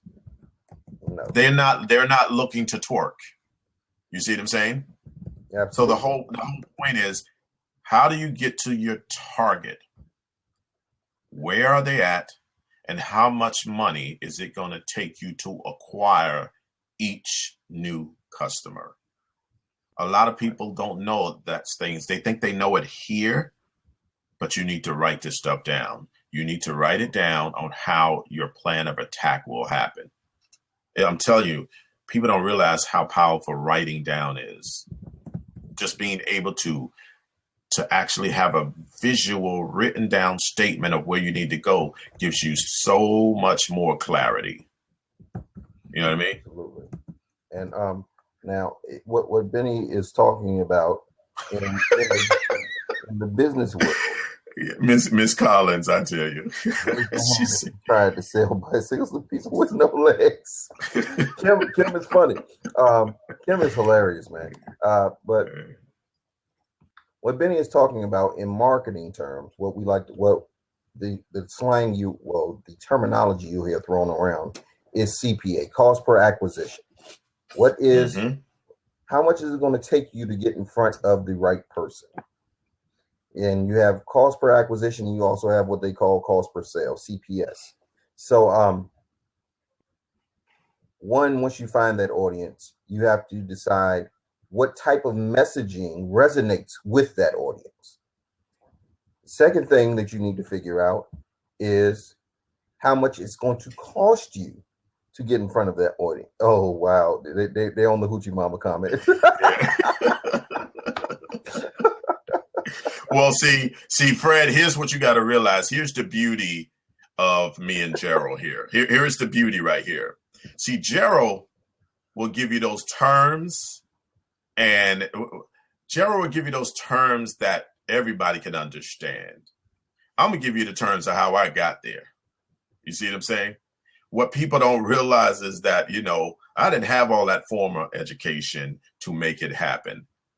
I had an A plan and not a B plan. And my A plan was to win. And it's the same reason why I tell people you should never have a B plan, because if your A plan don't work, ladies and gentlemen, you should create a new A plan, but never have a B plan to fall back on, because 9 times out of 10, you will fall back on because mentally you've told yourself you have a safety net. I want you to think of it in this aspect. See, Gerald will give it to you the way that most of you can understand the terminology, whatever. I'm gonna give it to you the way how I perceive it, because a lot of things I learned, I had to go through it. But think about this. What is those people, the high wire acts? Okay. Now, the ones who use the nets, what I've come to understand is they tend to make a little bit more mistakes. Why? Because they have a safety net. But the ones who do not have a net, they don't make mistakes. They can't afford them. You know why? Because there is no coming back. Yeah. So you have to ask yourself, do you want to go into business with a safety net? Or do you want to go into business without a safety net? Because, see, you don't have no options but to win. I had no other options. I don't have any degrees. You know what I mean? I don't have any degrees, but I had no options but to win. Now, I know people with tons of degrees ain't making no money. Yep. You see what I'm saying? And have way more debt. Have way more debt. So you see what I'm saying? But I have zero debt, and I'm the 7-figure man. So what I've learned is this: you, as an individual, can go after your business in such a way, and that's why people sometimes take me kind of hard, but you can use a safety net or not.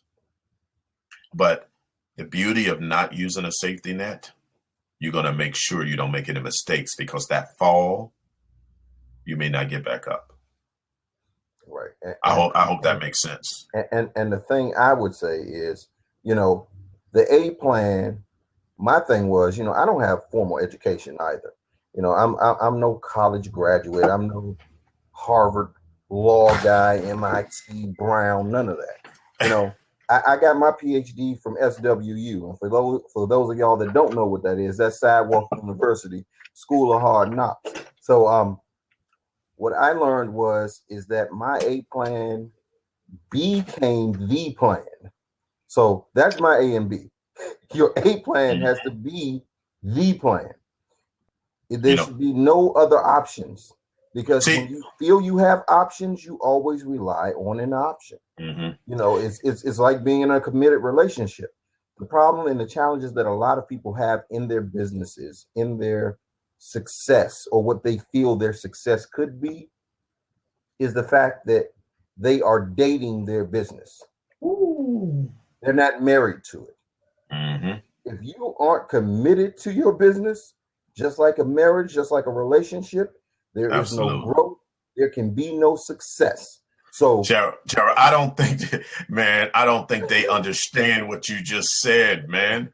I don't think they understand. Let's break this down. You are either dating your business or you married to it. Boy, that's powerful. That is incredibly. I know you get it. I'm talking metaphorically. I love my body diet. and Fred, oh, Jen, her name is Jen. Okay, Jen. Jen. Yeah, I know you get it. I'm just saying that, but that was a very powerful. You know, how many people are dating their business and how many people are married to it? Because see, here's the difference between dating your business and married to it. When you are dating your business, you always have the option to leave without a whole lot of bad circumstances happening. But when you are married to your business, you got to go before a judge, and there's a chance that you're going to lose 50% right off the bat. That's true. And if you see tears in my eyes, it's because I've been there. Trust me when I tell you. You know what I mean? Fred says. All I know is when I got married, she wasn't a millionaire, and when I got divorced, she was. Oh man! Did you read? No, I didn't read it. Fred said his is more of a casual. What he said? I talked to a couple. He said his business is more of a casual sex relationship. No jeans allowed, though. Yeah. So he gonna hover around that 6-figure point. Yeah. Win a little, move a little. Win a little, move a little. Exactly. You know what I'm saying? We're all jokes aside, but really, that's very, very powerful. And I'm going to use that in the future, Gerald. So just know that I just stole it. You can put this on blast. I stole it. I just stole it. It's recorded, whatever. I just stole it from Gerald. Stolen. In fact, the next blab should be: are you dating your business or you're married to it? Damn it! Somebody gonna steal it over here. Why did I even say that? Damn. It's probably I love my body diet. This is what happens when we get together. See, I mean, things just happen. Look at K. Collins. That's all right. And when you do it, K. Collins, we gonna bum rush your blab. But Jen said, I talked a couple of times about commitment in a marriage. Many are still on the fence even when married. That's true. As a matter of fact, just to play with the topic, we're going to wrap up here in about another 20 minutes. So this will be a prequel to the sequel. Are you dating your business, or are you married to you? Are you dating or married to your business? Go ahead and put it in, because Kay Collins says she's gonna steal it, but that's okay. We're gonna bum rush her room and be like, right here. I love it. I know. She said you got 24 hours to open.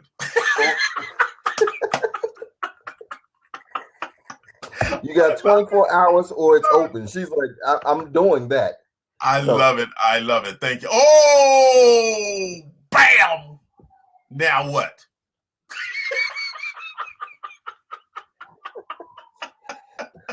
All right. So, I mean, the topic keeps evolving, but it in essence, what we're really talking about is how do you make money in business, man? How do you get your business to the level of success where you would like to see it?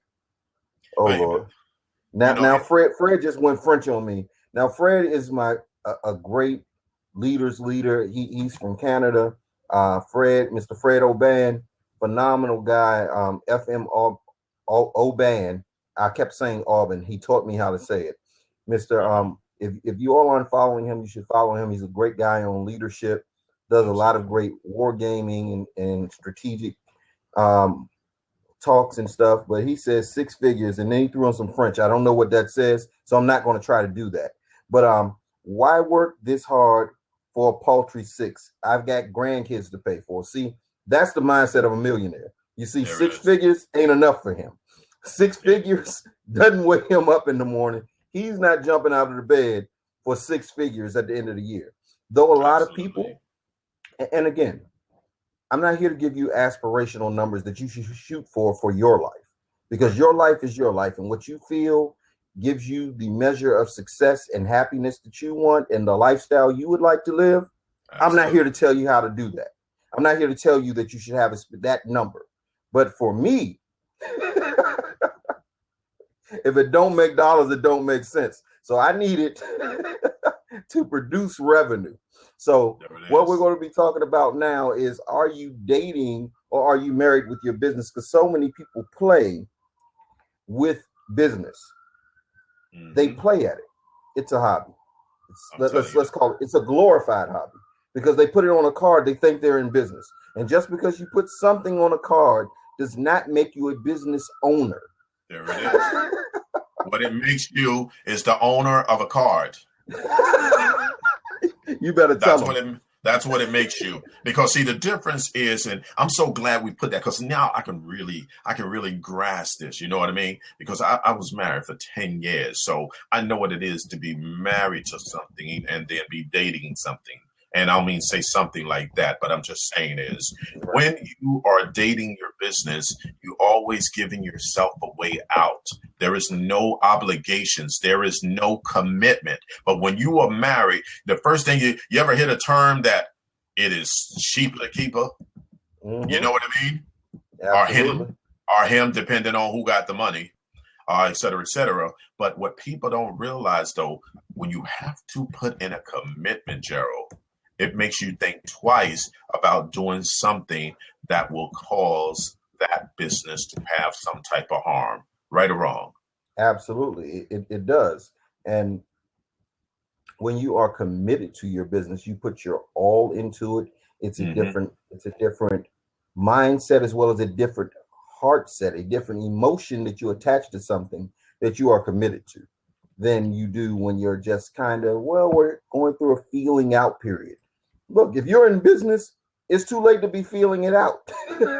Exactly. You need to be all the way in or all the way out, because what you put in, you're going to get less than what you put in. And that's what people don't understand. Okay. Okay. So here, and Gerald, I got a way. We're going to take this from 0 to 100 right now. Yeah, here's the beauty. I want to make that analogy now between dating and married. Now, let's think about some of the things that we do when we dating, right? When you're dating, you just might be doing some little extracurricular activities. You see what I'm saying? Now, let me break it back. And I don't want to, Rob, this ain't personal, Rob. I'm just saying. But Rob's gone. Rob's gone? Mm-hmm. Okay, let me not talk about Rob then. I like to talk about people when they hear. But let's say it like this. If Joe is a doctor, a lawyer, a taxi driver, an airplane pilot, that means Joe is dating his business, because he can't be committed to all of those. Okay? Right. But if Joe is an airline pilot, and a good airline pilot, now Joe is married to the business. He's committed to the business. Joe is stuck in the business. Joe understands the value of the business. Now, let's make these analogies based on, Gerald, being in relationships, which I know you know about. Being in relationships or being married to. Take an analogy of something that you would do in a relationship and connect it with your business. Go on, bro. This is getting good right here. Yeah. See what I want. You know how the pastor does when look at it. Say, hey. Oh man, pilot, high price taxi driver. Not a fan of pilots. Fred, I'm gonna tell you what though, Fred, saying that, I have no problem with a person being a pilot, because you know why? You actually put your hands in that man's hands over and over again when you were flying from one location. So you ain't gonna catch me saying nothing wrong about a pilot, because I need my plane to land. But go ahead. No, but the thing I was going to say is that what people fail to realize is your level of results is always one level kind of below the energy and effort that you put in. Gerald, have you ever cheated when you was younger? Wait, I'm going somewhere. Let me do this. I'm trying to explain something to them so they can get this. If you do a good job, what kind of recognition do you get? If you do a good job, you don't usually get a lot of recognition. No recognition usually, right? Right. When you mess up now. Yep. No. Just listen. If you do a great job, what type of acknowledgement do you typically get? A pat on the back. Yeah, a pretty good amount of recognition, pretty good amount of results. You get good results. But if you do an excellent job, you begin to get great recognition. Right. Because now you've done better than what most people have done. Exactly, because the level of energy and effort that you put in usually gets you one tier level below the type of results. So if you're doing exceptional, then you get excellent results. If you're doing excellent, you get good result. You get great results. If you're doing great, you get good results. If you're doing good or average, you get no results. So understand that your energy and your effort has to go beyond where you want to be in order for you to achieve the things that you want to do. And most people just want to do a good job. They want to do just good enough or just enough. Okay. Yes. So Karen said, talk about cheating on your business, please. So Gerald, you do the first one, because people could say all they want to, and men could say all they want to, but there was a time when men are young, dumb, and full of, you know what I'm some. Yeah, the other word. Right. There's always a situation that you know you made the wrong decision. Okay? Gerald, I want you to make that analogy with that based on connecting with your business. Go ahead. Okay, she was saying talk about cheating on your business. Now, the problem is this came about because I said, a lot of people are just dating their business. They aren't married to it. So the thing is that they try to do 6 things and don't do any of them well because they're trying to do 6 instead of focusing on one thing. People say that they're doing, I have this business, that business, this business, that business, that business. Okay, which one's making money? Well, none of them, but I have 7 businesses. No, you have 7 company names. A lot of them haven't incorporated. They haven't filed LLC. They have 7 business cards and 7 different websites and are completely, utterly broke and totally frustrated, but complaining about why business doesn't work and why it's so hard, because you aren't putting yourself into it. You don't get out anything if you don't put in anything. There it is. That's the problem.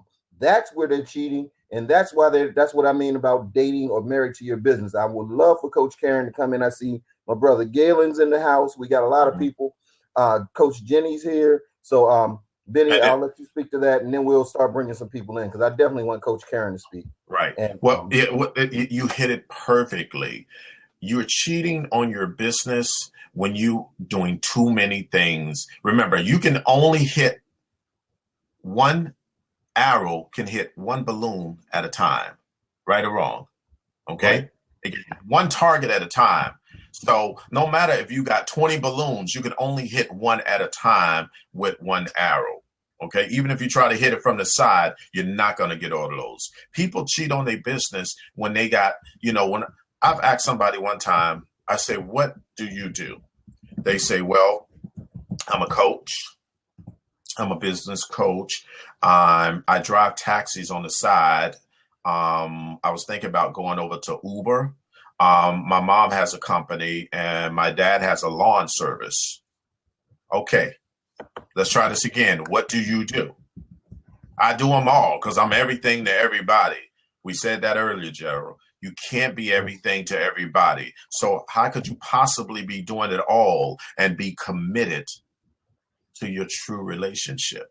And that's your business. No, you were cheating on it. And you know what happens when you cheat on it, right? You get sloppy seconds and thirds and fourths and fifths. You know why? And and think about the guy who's cheating on his business and trying to be that player. You know what I mean? That means he's brokey. You know what I mean? Because brokey, not brokey, not a double brokey. Yeah, he brokey. Because you know why? When it comes to the holidays, he trying to figure out who he gonna buy a present for. Is he gonna buy number 1, number 2, number 3, or number 4 a gift? You see, and what happens is your attention gets distracted, and when your attention gets distracted, you can't focus on your core commitment. And your core commitment is that business that's making that money. And so you wonder why you're only making a little couple dollars here and a couple dollars here and a couple dollars here. Why? Because you are trying to be a player. You're not a player, homie. You're not a player. You just crush a lot. You crush your own dreams a whole lot. That's the problem. And think about, and what happens, Gerald? What happens when you cheat on your business and you crush a lot? You know what happens, Gerald? You bring something home you didn't want to bring home. And as Kool Moe Dee said, go see the doctor. Absolutely. And you know what that means? Bankruptcy. Bam! Stop playing, man. Stop cheating on your business, man. That's what people don't realize.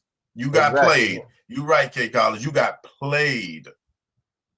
Come on, man. So this is a very, very important thing, because a lot of people have so many ideas. They think they have to do them all at once. And until you get one up and running, you can't have 4 businesses. There's no such thing as building 4 businesses or 5 businesses at the same time.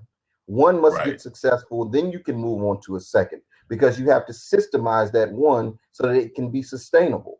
And if you don't have a system, you can't move on. Exactly.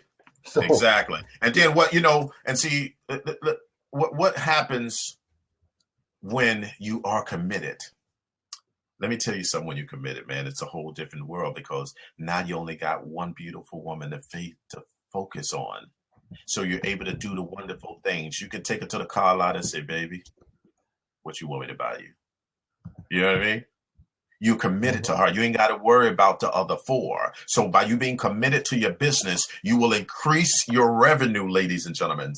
Increasing your revenue because you have put all your energy into being so committed that your business has to repay you in kind for it. Woo! Let the church say amen. Let the church say amen. We ain't even gonna talk about commitment and dedication, which are 2 separate words that people use. Can I get an amen? Just please, somebody let me get an amen. Wait, go ahead. Fred said, gents, there's a reason selection and maintenance of the aim is the first principle of war. Well, Fred, I know you're watching baseball right now. It would be great if we could have you come in for a second and just speak and meet the people, because this is a very important topic. Oh, yeah, and the election. You're doing like 5 different things. See, right now, Fred is cheating on his blab. No. What he's cheating on is the baseball game, because he's committed to his Toronto Blue Jays. You have to understand their point. No, we need him to be committed to here. I understand that, but the fact that he went away from his Blue Jays to come hang with us says something about what we're doing. Yes, Mr. Fred. Yes, Mr. Fred. He said, don't on his TV. There it is. See, that's what happened when you're cheating.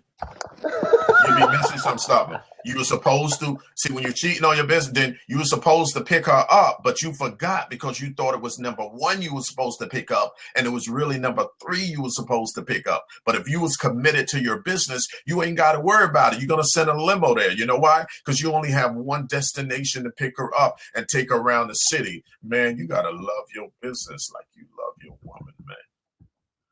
Woo! Yeah. And the problem is that a lot of people don't want to do that. They don't want to commit. Just like in real life, they don't want to commit to the relationships. They don't want to be dedicated. And commitment and dedication speak to 2 different levels. You got to be excellent, extraordinary at one thing, and then you can branch out. We name a couple of celebrities that are doing well in what they do. For instance, You say, Puff Daddy, what is his core business? Music. Now, he's branched out and did so many other things, but his core business is music. You see what I'm saying? 50, what is his core business? Music. But he's branched out into headphones, Dr. Dre and all of them. But their core business was that. And then they became so good at that, now they was able to go out and expand. And that's like being in a great relationship. You see what I'm saying? Because when you're in a great relationship, you can always increase the activity of that relationship. You know, maybe you guys never went on a overseas trip. Now you can take her to Paris without even thinking about how much money it's going to take. You can take her to some place like, you know, I'm getting ready to go on a trip to Bora Bora. You know, you can go to these places that don't even have cell phone service.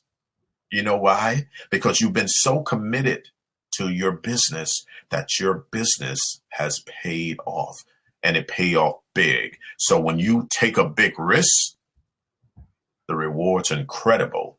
But the problem is most people keep forgetting where their core business is. They're too busy looking at everything that's passing by, like, ooh, look at her and look at her. And no. Focus right here. Just like when you walking down the street with your lady and you know you see a pretty girl coming from that other corner, but you're going to keep your eyes right here because you ain't about to get hit up by side the head. You know that, right? Yeah. Oh, absolutely. I was going to say, okay, Karen's ready. She's going to jump in. The last thing I would say is that, you know, as Benny was just talking about, if you're dating and playing and messing around, then the energy and the fullness of what you could gain from that relationship or from that business will fall short. And relationships are all about possibility. Now, when you are dedicated and committed, commitment speaks to your level of focus. Dedication speaks to your level of energy. That's why they talk about like dedicated phone lines. Dedication and commitment aren't the same thing. You commit the dedication. So what I would say is that you expand those possibilities because you become so good at one thing. That's why 50 was able to branch out.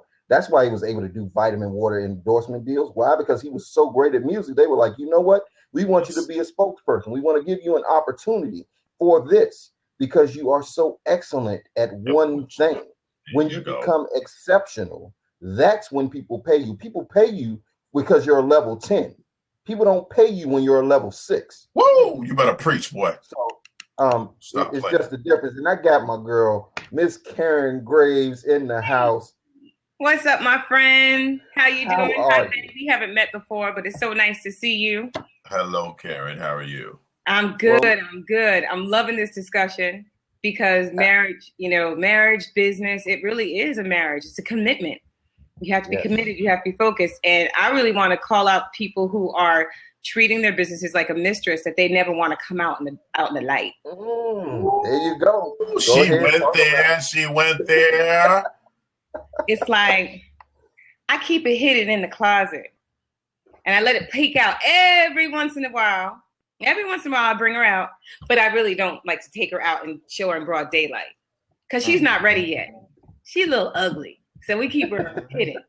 I take her to clubs that nobody knows me. There you go. All up in the closet, just like, no, you got the closet locked. Ooh, Karen, you better preach. So, we have to think about this is, Jenny talked about come out of the closet. I love Coach Jenny. Coach Jenny, you're going to have to come up here. I need Coach Jenny up here, too. Come in the seat, Jenny. Oh, Lord. Come on, Coach Jenny. Come on up here. I knew she was going to say no. She always says no. But go ahead, Karen. Let's talk. So the thing about it is, a lot of times we have to be so in love with this business that we have to be willing to show it off. Tell people about it. Let the world know. This is my boo. This is my boo. I'm committed. I'm married. Everybody should know. But a lot of times we don't. And that's a lot of businesses, right? So we have to be upfront. And here's the other thing, too, about these relationships with our businesses. When the going gets tough, and we want to break up, we got to stay in and love it anyway. Love it through the rough times. For better or worse. Sickness and health. Death do its part. You got to stay in there and commit to it and stay. And like, I love what you were saying about this is my only relationship. I'm not looking at the cutie over there. I'm not looking at the cutie across the street. You got to stay like this, blinders on. Absolutely. A lot of times people miss that as that level of commitment. Because you know what, Karen, when I first began a long time ago, I've been in business now for probably 20 years now. And out of the corporate world. And what I learned, people used to say, you're so focused and you're so focused. No, it was that I was so committed to what had to happen. I didn't know anything else. I didn't have time to look to the side. I didn't have time to find out what was going on in my neighbor's house. You see what I'm saying? Because their relationship did not affect me. You see what I'm saying? My honey, she was so fly. Everything about her was like, bam, bam, bam. You know what I mean? It kept me focused. And then she paid off. And she paid off in a quick way. And when she paid off, we just went, now we can go make it rain. And I don't even have to worry about, if my shoes get wet. We can make it rain. You know what I mean? Because I'm committed to her. And when I'm so committed to her, she committed back to me. And there's nothing she can't do that I won't help her with. And there's nothing I won't do to help her. I love this girl. Yeah, so that's a deep level of commitment and belief in the relationship. Bam!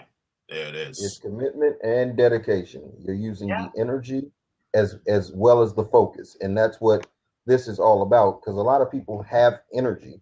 Now, the problem, as Karen was talking about, is that you have two extremes. You have the people that won't tell you about their business, and then you have the verbal vomit people.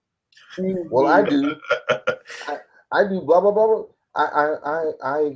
I'm a coach. I'm an energy person. I also sell auto insurance, and I also do life insurance. And if you like to, I have a car business where I do detailing. Okay, which one's you? What do you do? Everything. What do you need? You can't identify, as we talk about, if you can't explain your business, you can't expect people to be able to understand your business or understand why they need to utilize your service. So it goes to two extremes. Either they don't talk or they talk too much. They talk themselves right out of possible relationships that can help them in the future, possible business and future referrals. So it's just understanding, being clear on what you do, and then committing to what you do. That produces results. So a lot of people, it's kind of like the spouse who talks over their spouse, right? Partner who talks over their partner and tries to explain their partner without the partner speaking for itself.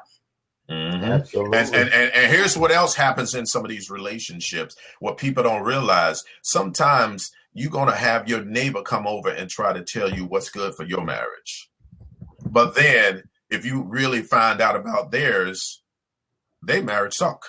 But they over here trying to tell you and give you counsel on what you need to work out in your marriage. Can't nobody tell you about your business like you can tell you about your business unless they're involved in it and they're looking from the outside in, somebody whose intention is to help you grow that relationship, like that pastor or like that marriage counselor who their entire focus and job is to what? To make your situation better. But you can't be listening to Leroy over there who got thrown out the house and he has to sleep on your couch trying to tell you what you need to do. And now he in your refrigerator eating your food. And you know what happens? You let people in your refrigerator, it's hard to get them out because they're going to think they deserve to be there. You know what I mean? Yeah. So you got to be careful about people coming from next door. It's okay if they come and borrow some sugar, but they're going back home. But if they sit down to dinner and they start opening your refrigerator without asking, you got some problems up in there. Yeah, I mean that is the challenge. The worst vice that a lot of people have is advice from people that don't know anything about what they're doing. Don't add your vices to mine. I got my own. If it's unsolicited, I didn't ask you, and a lot of times it's people that aren't doing what you're trying to do. So they have no clue of how to help you.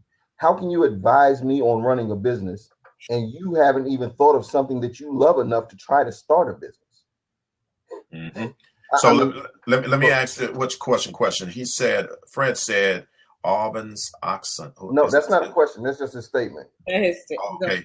It says everyone's Oh, everyone says nobody knows our business better than we do. So what are you doing with these pearls of wisdom? See, here's, I think you're taking it the wrong way, Fred. Well, this is just my opinion of it. When I say Gerald just brought it up, if your friend builds bicycles, how can he help you be a lawyer? The point, what I'm saying is, if the person, you should model yourself and connect with those people who are doing exactly what you want to do, not somebody who's a lifeguard and trying to tell you how you should fix your business of cutting lawn. You need somebody who's doing what you want to do because they have been through some things that they can help you. And trust me, when you want to do the same exact thing, but maybe even bigger and better, you have the opportunity to learn from those who do. And I think what the point I was trying to get across is that a lot of times people take advice. You know what they say when you get in a lawyer? You know what I mean? If you need a music lawyer, go to an entertainment lawyer. Don't go to an insurance lawyer. He may understand the terminology, but he may not know all the ins and outs of what it takes to help somebody in the entertainment business, what the contracts matter. So that's the point I'm trying to say, is that deal with people that are doing what you do. What happens is a lot of times we see people with all the glory and they've never done what you want to do, but we use that person to blanket our business and everybody else's business because they've had success in what they do. If you want to be a coach and a business and life coach, do you go to one that's already successful and making the money that you want to do and at the level you want to do? It's so much easier to go that way because we all learn from others' experience. That's what the experience is all about. Without an experience, you're not getting much. You have to have that experience. When you go to a job, what's the first thing they say? After they look at your education, they say, what experience do you have in that industry? Thanks, Coach Karen. Thanks so much. Karen just dropped that mistress thing up in here. She has a call. All right. Karen said, this is why my car has one steering wheel. I'm driving, so either be a passenger or get the step. Woo! You go, Miss Collins. You hit that right on point. I love that. He's on topic with us anyway. He was agreeing. He was saying, what are those people doing with those pearls of wisdom? Since nobody knows their business better than them. So, yeah, this has been a great discussion, and we went over 2 hours. So I think we will wrap this up. This may have to be a part 2 type of thing here because we just scraped the surface on this particular segment of the discussion. You know, are you dating or married to your business? Great topic. Absolutely a great topic. I mean, when you came up with that one, are you dating or married to it? I just got chill bumps. You know what I mean? Because if you're not married to your business, I can guarantee if you're not married to your business, that relationship ain't gonna last. That's one thing I can tell you. You see what I'm saying? It takes that commitment. And when you are married to it, you're not gonna be running to divorce court so quick. You're going to try to figure it out. You're going to try to make it happen. You're going to try to do those things that makes this business understand that, hey, I'm committed to you. We're going through some rough times right now. Let us reorganize, but I'm not going to walk away from you. And when you get to that level of commitment to your business will also commit back to you. Does that make sense, Gerald? Yes, it does. Absolutely. You get out what you put in. And the fact is, a lot of people just don't put in enough time, enough energy, and enough will, which is where the commitment comes from. Because that's about will. You will yourself to stuff when you're committed to it. You know, you might not feel like getting up, but you're going to get up because it matters that much. So, there it is. Thank you all for coming out, man. We're getting ready to end this. Went a little past 2 hours. This has been great. I want to thank Mr. Benny Randall and Karen and Ava, Laura and Tiffany and Kim and Tish and gosh, so many people came through here. This was phenomenal. We may have a part 2 of this. No, not a may. We will have a part 2 of this. Absolutely. This really needs to be addressed. And I want to thank you all for coming out to the Great O'Clock again. Have a great, great Monday, and we'll see you soon. All right. Well, good evening, everybody, and welcome to another edition of Great O'Clock. It is Monday, and we have a very special guest here with us this evening. Mr. Benny Randall is in the house. And tonight's topic is your business set up for success? We're going to be talking about how to set your business up so that it's scalable and profitable. Because before you scale, you have to be profitable. So let's just go into this. But first, I will let Mr. Benny Randall give you all an introduction about who the man is behind the voice. Mr. Benny Randall, please take it away. I'm just riding shotgun. I'm just Benny Randall Jr., a.k.a. the Motivator. It's not a game. It's a lifestyle. I think everybody can make money. I make money. We all make money. You should know that right now. Absolutely. Absolutely. Well, and I am Gerald. Mr. Gerald, let the people know who you are, and let's just make this happen. Absolutely. And I'm Gerald DuBose. My company is the New Wealth Order. We work with entrepreneurs and help them increase profitability by implementing value-driven sales and marketing systems and creating a winning culture within the business. And a lot of people fail to realize how important culture is. So very shortly, very quick. Now let's just get into it. I see my brother Charlotte's socials here. Supposed to do an introduction like that? Huh? Was I supposed to do an introduction like that? Hey man, you're the motivator. You introduce how you introduce. You know. Man, to having value. Do that. Yes. So one of the challenges I see with people when they are doing their business or setting up their business for success is a lot of people can't even explain what they do. And if you can't explain what you do, why is somebody going to buy from you? You know what I mean? It's like opening a store and having a whole bunch of stuff in it, but you don't even know who your target customer is. And then a lot of times when you don't know who your target customer is, you just got a door opening and you're just hoping people will just show up. But business doesn't happen like that. People don't just show up. People need a reason to show up. People come to places that give them an experience, you know, something that they appreciate, someone that makes them feel a certain type of way. Like they say, people remember how you made them feel more so than anything that you sold them. Absolutely. And again, the thing is, I talked a little about this last week for some of the people that were here last week, about people tend to verbally vomit about